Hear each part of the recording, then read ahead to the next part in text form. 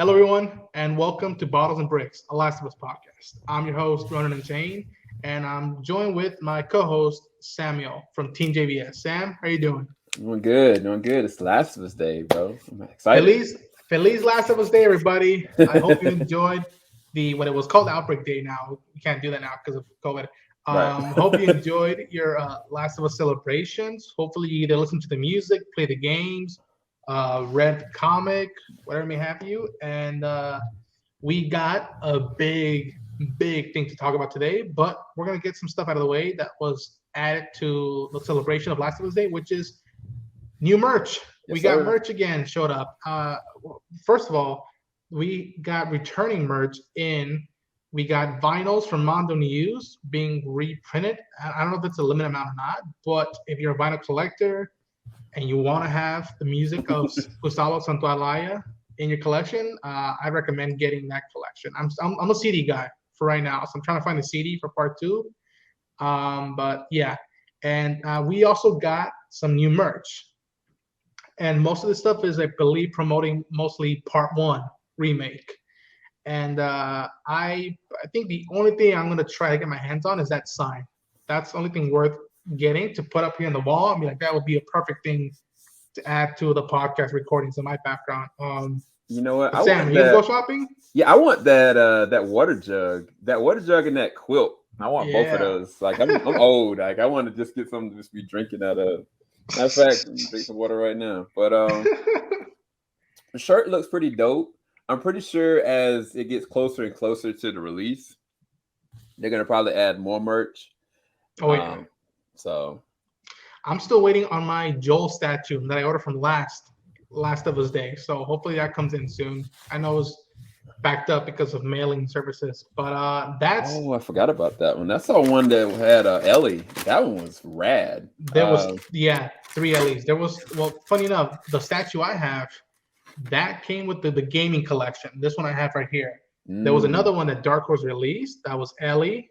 There was one with Abby, and there was one with Joel. And I wanted the Joel one because mm. I love Joel.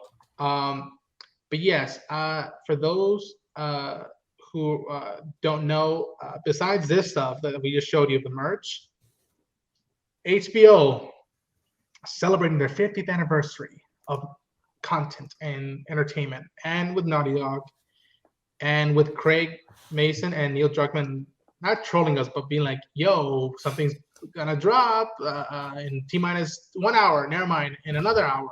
Five, four, three, two, one." We got the official teaser trailer of the HBO show. Um, this this is sweet. This is so sweet, so beautiful, so bleak, and we're not gonna show it to you folks just because we don't want to get copyrighted for showing it twice. I highly, highly recommend you go watch Sam's reaction on his channel. Um, this feels so egoistic, but go check out mine because I freaked the f out.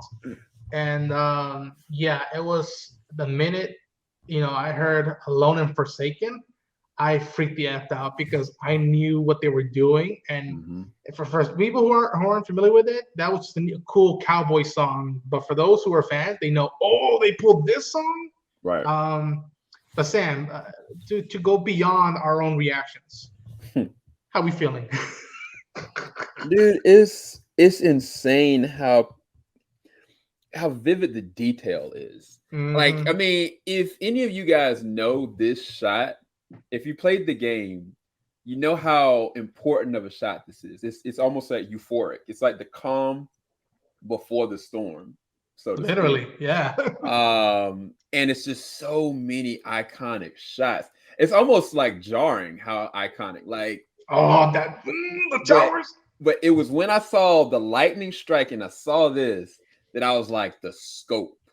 Now, I think this is a contribution to, the creators of Chernobyl. They know Yes. how to really build a world out in such a very vivid, dark way.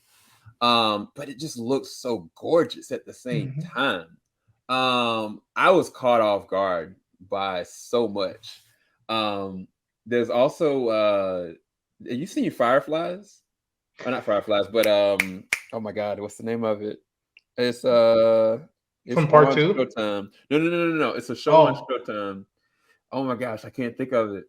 There's an actress that's in this show that's playing Catherine, the overseer of Kansas. Oh, I know who. And, Oh man, Yellow I know. Jackets. Yellow There you Jackets. go. Yes. And when I saw her up, I was like, wait, who is she playing? And she was just looking so fierce. I was like, oh, this is gonna be amazing. Like, there's Yes. so many great actors in this that Oh, Tommy.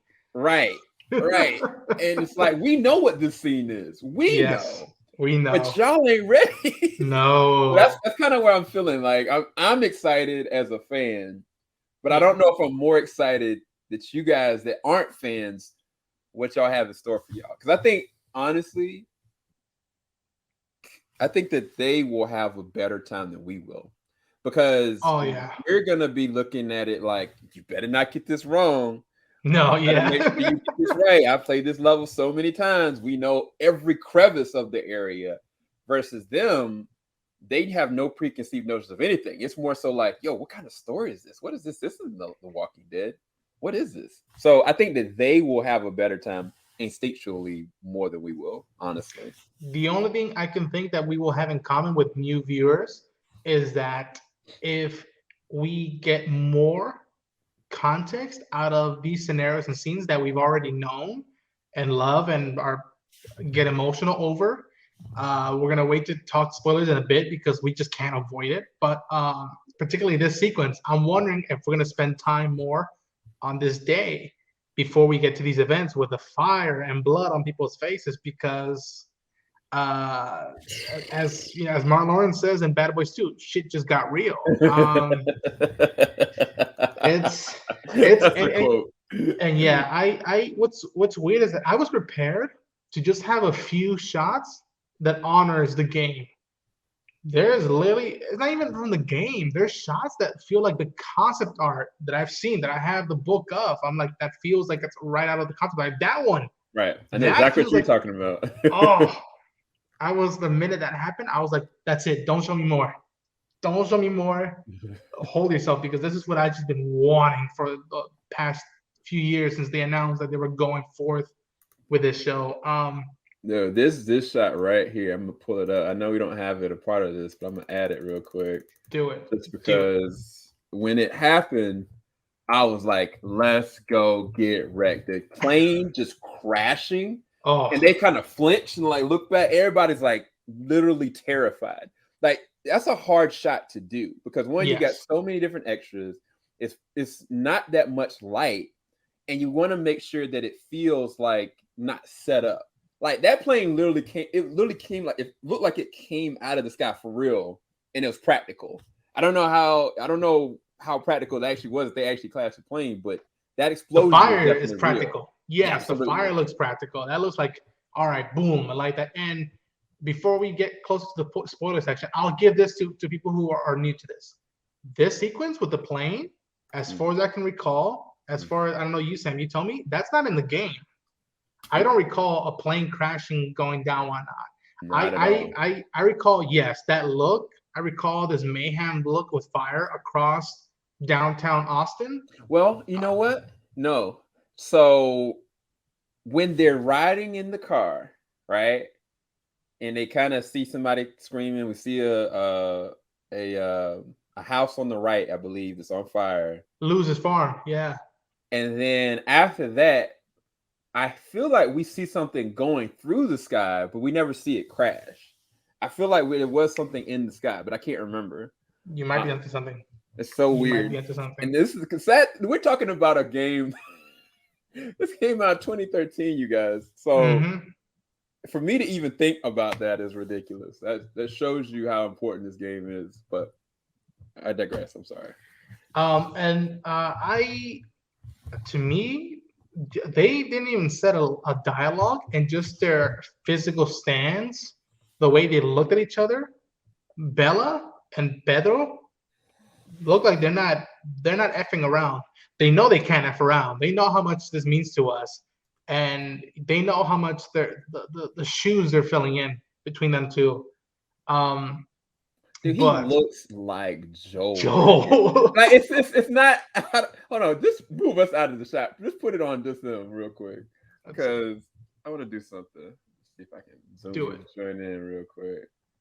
Like, I don't know if you guys realize it, but like Joe has this look about him, and like the way that he's carrying his eyes, his look, you can just feel terror, and at the same time, a lot of worn emotions. Like you can tell he's worn out, but he's like telling her desperately to not make a noise. And that's Joel. That's Joel that I remember. Like he literally, this shot right here was the shot that I was like, this is Joel. Like I knew Pedro could play Joel, but it's a difference in playing him and being him. Yeah. And right here, I felt like, man, this is straight out of the game, bro. Oh my gosh. I agree. I mean, and I'll say this, that at this moment, it feels like right now, and I could be totally wrong, but this shot feels like Ellie is not Ellie for him. Ellie's just the package. Right. It's just the job they're doing right now. Mm-hmm. This is before they start trusting each other. Before he starts being like, stop whistling and whatnot, and like, you're annoying me. Right. This is just before, like, listen, don't make a noise. I don't want to hurt you, but if it puts me and the Tess, if it puts me and Tess in danger, I will do whatever it takes to like keep us safe. So don't make a sound. The clicker though, and the sound and the movement. So I initially was like, I hope they don't use like, you know, CG. And now that's a suit. That's somebody like actually moving and shaking. And I was like, that's creepy. That's awesome. Thank you. Good job on you. I don't know when I know it's next year we're getting this show. I don't know if it's before Halloween or after Halloween, but I wouldn't be shocked. There we go. I wouldn't be shocked if this is the new costume for people to do. This is the new zombie look that people are going to go for. That it's, oh man, it looks like they just scanned the prototypes they had for the first game and just, all right, just 3D scan that and then just build that. Yep. Same thing with the audio, dude. The sound. It looks like they just went, what's the audio file for the first game? Boop, put that in the show. We'd have to record again. That's perfect the way it sounds. No lie. Oh, dude, that's the one thing that like this is the beauty and horror element where you're like, this is nature coming back, but it'll rip you to it'll rip you to pieces if you dare get it in its way. All right. You know what I thought about? What? Many of you guys have looked at Harley Quinn, especially the last season. You know how Poison Ivy, kind of spoiler alert, kind of makes some pseudo zombies. Yeah. Like it's kind of like if Poison Ivy went really heavily dark and just decided to say screw humanity, this is what happened. Oh yeah. Oh man. I can't talk about this without going to spoilers. I can't. I have to theorize with you about this potential spoiler stuff that I caught off. Tell me, is there anything else non-spoiler that you want to at least tell viewers of the podcast? They'd be like, Nick Offerman is Bill. Oh my gosh. This is not, I'll say this. This is sort of different from the game. It is. Dude, it's very different. And yet it's still, bearded Bill who doesn't trust anybody and talks to himself. Mm-hmm. I'm so happy for Nick Offerman that he got to be a part of this insane show. And that's my favorite part of the game to play, at least, is the Bill's Town, where you're like, all right. I theorize, and I could be wrong. Let me make sure I timestamp this. This is September 26th. This is 8:28 p.m. 2022. I think that because a lot of times Emmys have best guest appearance. And so Squid Games, right? There was a character that only was in 2 episodes and she ended up winning the Emmy. Mm-hmm. I think this could be the same for him because he's such a strong, versatile actor. He would chew these scenes up, especially looking at a scenario like this, depending on how he reacts and how they play off of each other. I think he may end up doing something big with that. That is not out of the wrong possibility. I agree with that. Especially with Bale. with what we get and what they not allude to, what they just tell you right out of the bat of like what he's been through and why he is the way he is. Right. Okay, folks. If you don't care and you just want to get into it, we have to talk spoilers.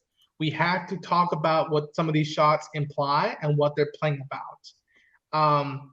I want to go to at least there we go. We'll start there.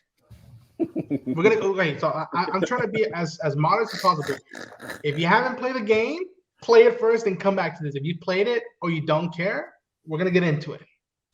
Sam, I think this is right after David dies. Yeah.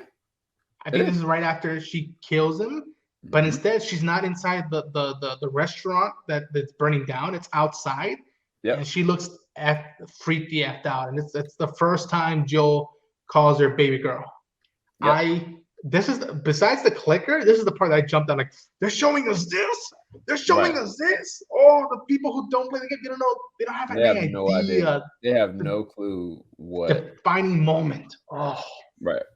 They have no idea, and it's crazy because if you pay close attention to this, the picture, like she's got like tears, blood, bruised, everything. Like she is traumatized. Oh yeah. And it's crazy. It's hard to get traumatized in a world like this. You already are dealing with enough trauma, but what she's dealing with now, and I'm not going to go explicitly explain the course of events of what happens in this moment with the death, but it changes her from this point forward. But it also elevates their relationship. And I think that's the key thing, that if they play this right, man, like it's gonna break some hearts, but at the same time, it's gonna win some hearts at the same time. I immediately caught it. It was a picture. I forget. I probably have it on my phone right here somewhere. I think somebody had. Let me see if I can pull it up. Y'all gonna see me like freeze up, so don't worry. That's all right. This folks, beware, because there is. How do I say it? There's Ellie before this, and then there's Ellie after this. Right. That's all I'm gonna say. All I'm gonna say is this is after as Troy Baker and Ashley Johnson have always said, this is a watershed moment for the character, for both of them actually, but mostly for Ellie. It really actually is. Like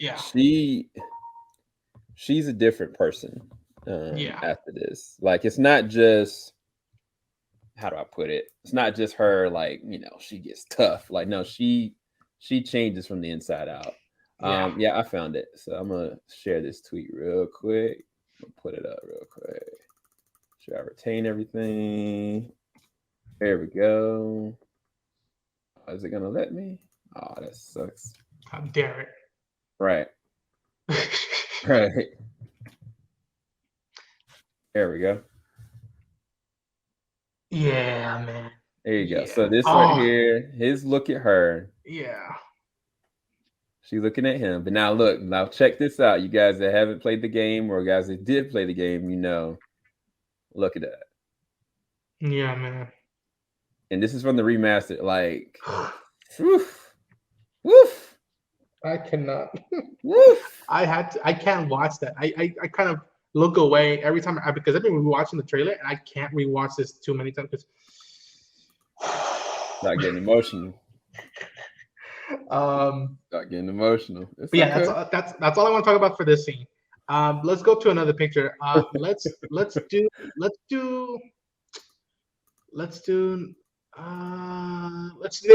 Storm Reed. Okay. So this, we all know she's an accomplished actress and will be more of an accomplished actress going forth. But this is Riley, folks. And this character comes from both the DLC Left Behind and a personal favorite of mine, the Last of Us American Dreams comic book. This is one of the few persons Ellie cared about the most that left her. And that's all I want to say about left her.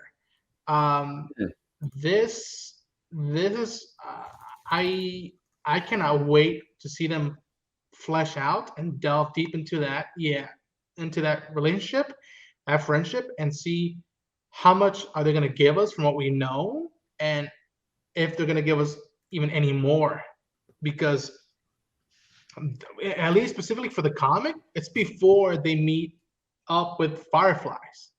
They've Right. heard about them, but they never met him up. And Riley is a character on of itself. And I'll say this: at first, they don't.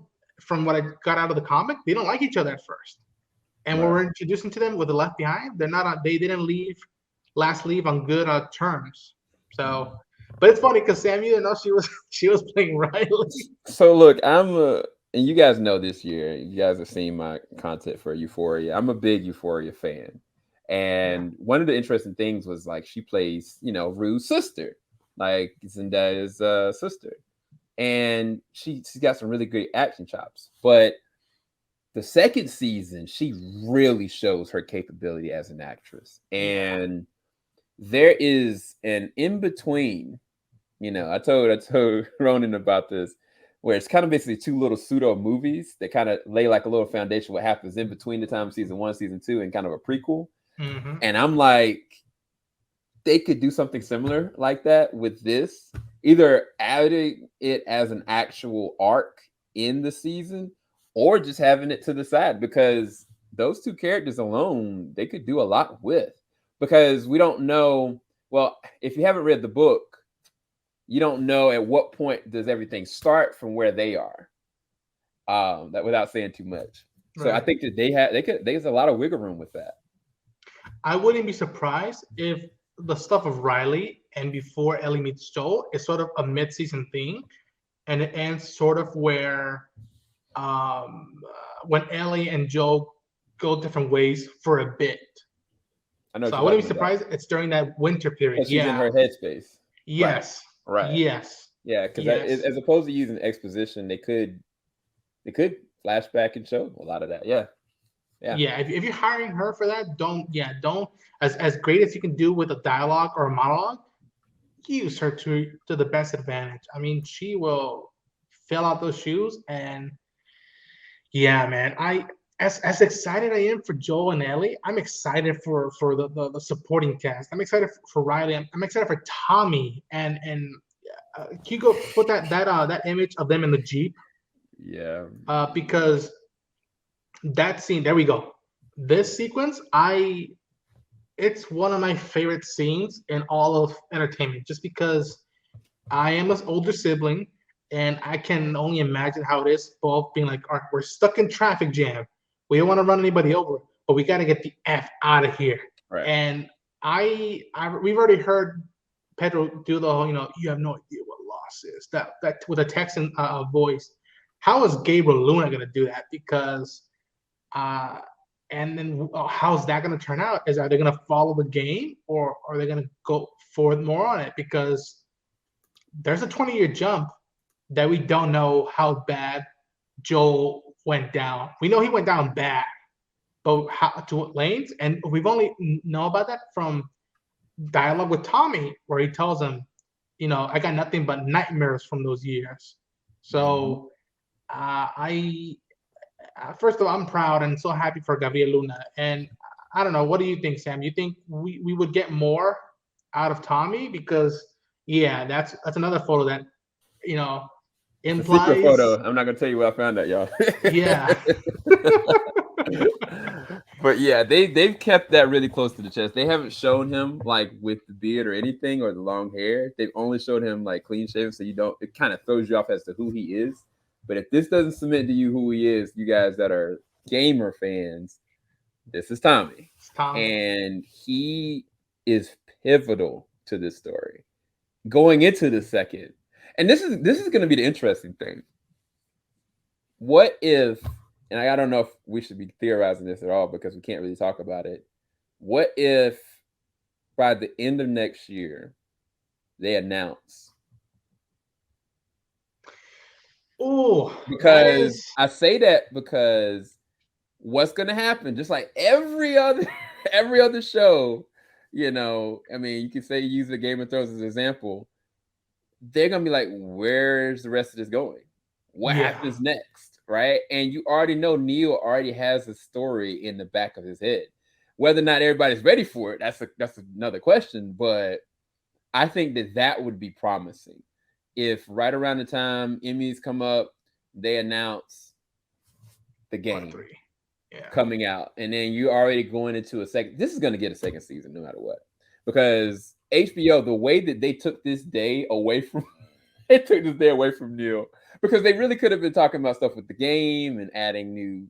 We haven't even gone to all that, but they really focused in on just this being about this show, and they blasted it everywhere. Every social media in the world has got this about the movie or the show.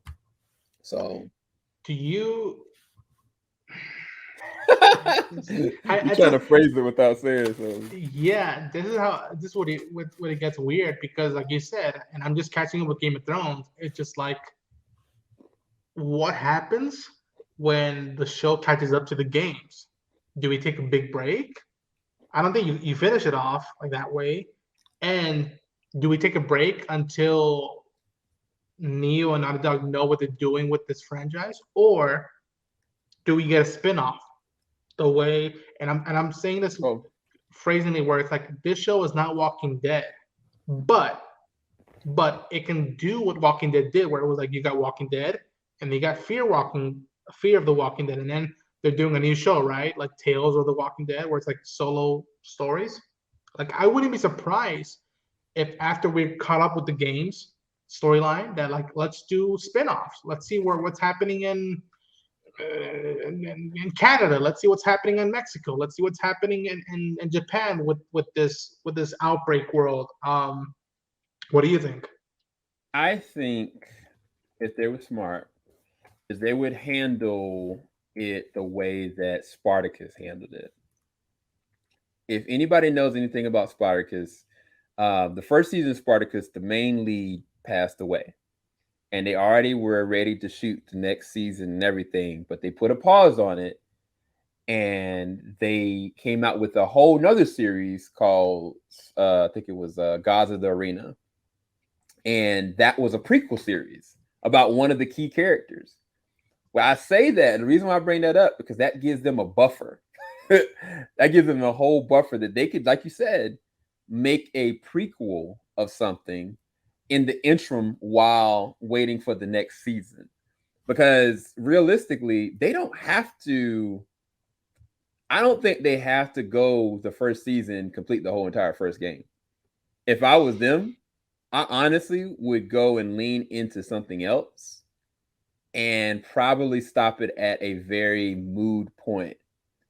Because I think what would be better is if by the time we get to season 2, we're on the stretcher. I'll put it like that. I think that would be, because then it's kind of like, how do you reconcile? Because especially depending on how they play it out, if they stretch it out and they actually fill in real details and raw characters, by the time you get to a second season and you're like, man, I'm so invested in this. Wait, what is he doing? Why is he doing that? You know what I mean? Like, and I think that would be a really good, because honestly, if you go through the first game in 2 seasons, they're going to be fine. They're going to be fine. Like, because then you'll be like, okay, we can go and take season 3 to go through, establish all the things. Because season 3 would be a dual arc, because you have to introduce a certain character. I don't even want to think about it. Right. I know. But the thing is, that's how you maneuver things forward. Because then you're like, you have enough time to go and be like, okay, now we're already producing and we've already written, the game, the third game. Now we're going to, because they could do it any way they want to. Like, the fact that Neil is involved in it, I'm not concerned. Because Neil has already said that he already knows exactly what he wants the third game to be. It's just more of a question, did we want it? Like, do us, the fans, want it? I already do. I know where I want to see the island. I know where I want to go. That's all I know where I want to see. I'll put this out then, because, and we haven't even talked about Tess yet, who I adore. And fun fact, Sam, did you know that Tess was originally supposed to be the antagonist of the first game? Yeah. No. Yeah, she was supposed to be the original villain. Really? Yeah. And then they switched it. I just blew your mind. I don't. That does not compute. I know. That does not compute at all. But yeah, in hindsight, it's a smart move that they did with Tess, where they keep her alive and whatnot. But yeah, that's for those who don't know, that's Tess on the left, who in many ways you can say she's at this point she's the boss, and Joel's the muscle. And we'll tell you as people who play the games, we don't know much of Tess's life before the game. And again, this is what the beauty of television and what they can do with this group behind this show is that can we spend an episode with Tess before her life and see what happened to her to get her to be that firm, brutal, yet honest, you could say, and yet just riveting, where it's just like she will not take shit from anybody. Right. Anybody. To the point that once they get Ellie, she'll even throw stuff at Joel, be like, yo, keep your head in the game. Like we're on a job here. Him right. trying to do his best to keep distance. I hope we get more with Tess, because I've always been adamant about, like, if we're not gonna get more games, I'm okay with that. And if we're gonna take too long to get games, I'm okay with that. But at least give us something, since we're not gonna get the multiplayer thing till next year, or factions, if you will. At least give us another comic book miniseries and just give us, tell us about Tess or Tommy or whatnot.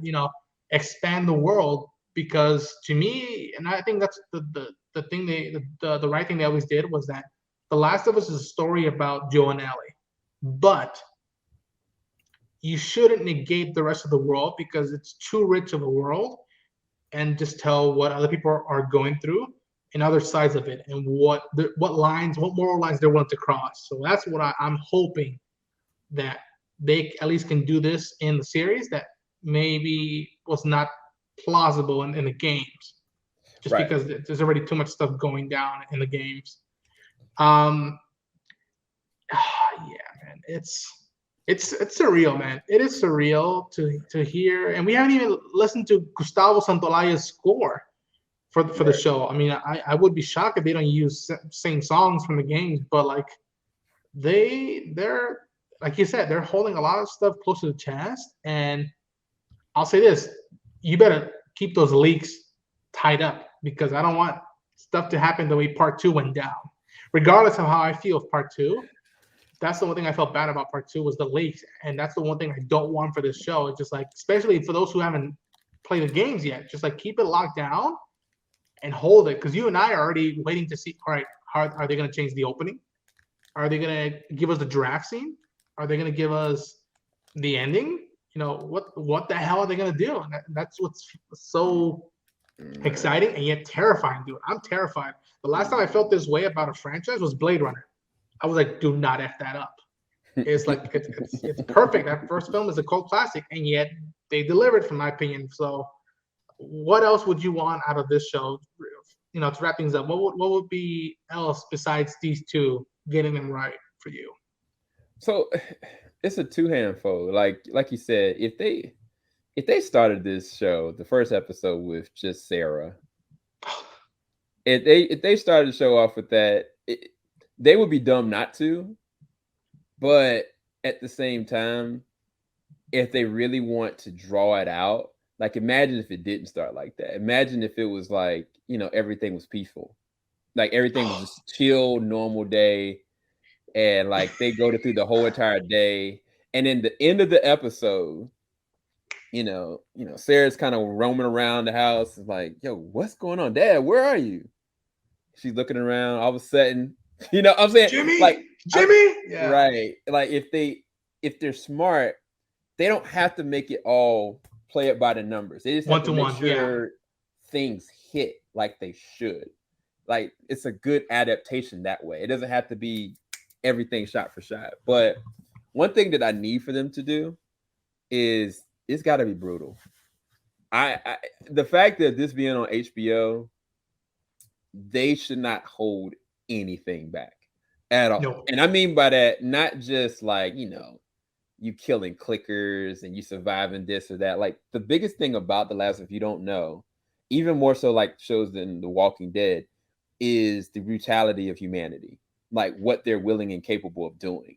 Like some of the scenarios that they get in, whether it's just fireflights or whether it's like people trying to set you up or people trying to kill you or worse, believe it or not, this show or the game did that. And I need the show to show that side of humanity to make them as a couple, as a team, more tangible.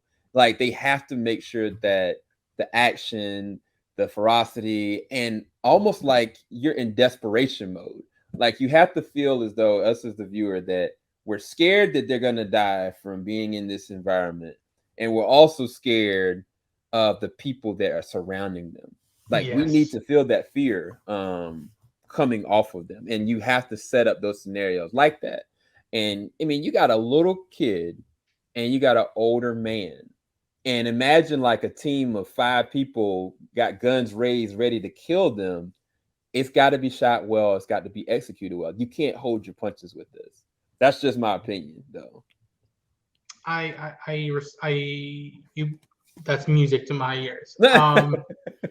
And I'll say this: I love the teaser, but also because to me, Logan and A Quiet Place Part 1 and 2 are the standards of what you can do with the post-apocalyptic world, like Last of Us. Like it's not the same story, but to me, those are the gold standards of like the show. You're in HBO, you gotta match that and go way beyond that. Yeah. Especially right now with what we're getting with House of the Dragon, where there's barely any violence and just how effed up the scenarios are, just people talking and planning. Yeah. You got bars to meet, and I mean, you already have bars to meet because of this franchise. You just to adapt it. So I think that they're aware of that, and I hope they do that. And yeah, I hope day one, let's just spend a day where Sarah's just playing soccer. Let's just spend a day where Joe and Tommy are drinking beers, and then hold it off till like the midway of that first episode, and then make it nighttime, and then bring in the watch, which is all I'm gonna say about the watch. Because yeah, I would be shocked if that first episode is in an hour and just play it out, and then be like, this is what you're getting into. Right. And if they end the first episode the way the opening sequence ends, that will be a shell shock moment for the rest of the world who hasn't played the game. Be like, welcome to Last of Us. This is what can happen, and this is just the first episode. Yeah, and I think to be fair, even when I think about like Westworld, if you remember the first season of Westworld, there were certain characters, key amazing characters that don't even get introduced until the second episode. So imagine if the second episode starts you off where Ellie is, and you're kind of like, wait, what's going on? Like, who is this little girl? Kind of thing. I think that would be a perfect execution. But I'm gonna say this because there's no other time I'm gonna say it. This has got to happen. I'm sorry. It's got to happen. I don't care what any of you guys say. This has to happen. The Last of Us 2, no matter how you feel about it, no matter what it did to you, no matter if it broke your heart and stomped on it and put kerosene and lit it on fire, and then yes, it did, and then took a dump on it after the fact. Yes, it did. It is still one of the most intricate, heartbreaking, immersive games you will ever play, period. Absolutely. And it's like, if you think about movies, I mean, Requiem for a Dream, like, hurt my whole heart. You know what I'm saying? I just got done looking at The Whale. I was destroyed. I was in the theater bawling, crying, right? I've looked at anime like Berserk, right? If you guys know the Berserk, it is like you get through the first 2 acts and then you're like, oh my gosh, my heart is aching. Like, this is terrible, right? That's what the game The Last of Us 2 did for everybody. But that doesn't mean it wasn't worthy of what it did, because now it's burned into your memory forever. So now let's see where this goes. Let's finish this thing. I'm just saying, like, if this Last of Us Day, it would be crazy to not talk about The Last of Us Part 3. I'm sorry. No, that is absolutely valid. The way you described how a lot of people felt, I felt that way. I told you about the story that like one of my pupils popped and like I had a red eye for that weekend because I was like that depressed and had an anxiety. Be like, yo, what the f are you doing? I spent $100 for this. For this, I asked days off for this. But yes, it is a hell of an experience. It is a piece of art, and piece of arts can either make you very happy or make you very angry. Yep. And yes, I don't know what else to add to that because I don't want to get into trouble. All I will say is that I'll say this: when I was playing The Last of Us 2, and I'm not spoiling anything. I'm just telling you guys. Right. I got into like I was really heavily in it, and I was doing it on Twitch. I had my good friend Ty. He was playing with me. Ty had bought the game, and he was just watching me play because I was just so emotionally invested. Get to one moment, and I just broke. Like I was like with my controller just tearing down, like no, like what is going on?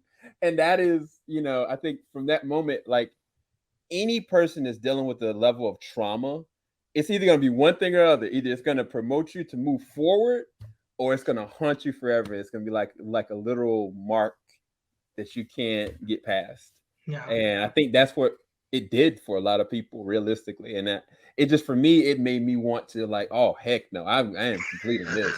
Like I kid you not, Ronan. Like at a certain point in the game, I was like, man, okay, I'm gonna do this. I'm gonna do this. This person's gonna survive this. And I was like, all I need just this person can't die. This person right here can't die. And when that happened, like something like a trigger came off me, and I was like, everybody's about to die. And I was like Rambo out there. Like everybody could catch it. I was like, I need to go back and find those Twitches and post those up as reactions because I really did lose my mind actually on that. I literally had to throw my control in the ground and go to the gym, be like, I'm in the mode. I need to punch something. I need to run, whatever. I need to get out of this damn house. No way. I'm not going back to that room for another few hours. Yeah. Folks, that's the Last of Us day of 2022. Hey, look, we did the daggone thing. Yes, we did. If you bothered pressing the button to watch this podcast, thank you so much. This teaser trailer, if you're skeptical, that is respectable. If you're afraid they'll F it up, that is respectable. But call me ignorant, call me romantic, old-fashioned. I'm hopeful. And if that first game isn't about hope, I don't know what the hell it is then for me. And I do hope that the series will nail it. It will honor what's come before, and it'll add to the mythology of The Last of Us, if anything else. Ashley Johnson and Troy Baker will always be Joel and Ellie for me. But I can't wait to see what Pedro and Bella bring to us with these characters. My friend Sam, thank you so much for joining us. Tell people, where can people find you? Oh yeah, man, you can find us everywhere, man. We are on Instagram, we are on Twitter, we're on Facebook. Just go type in Team JVS or Team_JVS. And our primary location where our reviews, interviews, discussions are on YouTube. That is also Team JVS. You can find me directly, Super SEL 0320, and that's everywhere. So yeah. Boom. And folks, this is not the last of it. No pun intended. This is not the last episode of this. We are just getting started, and as the time goes by, as we get closer to this show and any other news of this franchise, I'm just craving to get more stuff to talk about, more guests to interact with, and see when we'll have our first argument that we'll have to like make it a two-parter, just to be like, yo, we got into it and we had to like put a break in it on this recording. But hang on into the ride. Get whatever tools you need to be safe out in this world. Be quiet when you hear a clicker. And you can follow me at Ronan and Jane on Twitter and on YouTube. And to everybody else, to the edge of the universe and back. Endure and survive. No sudden movements. Bye.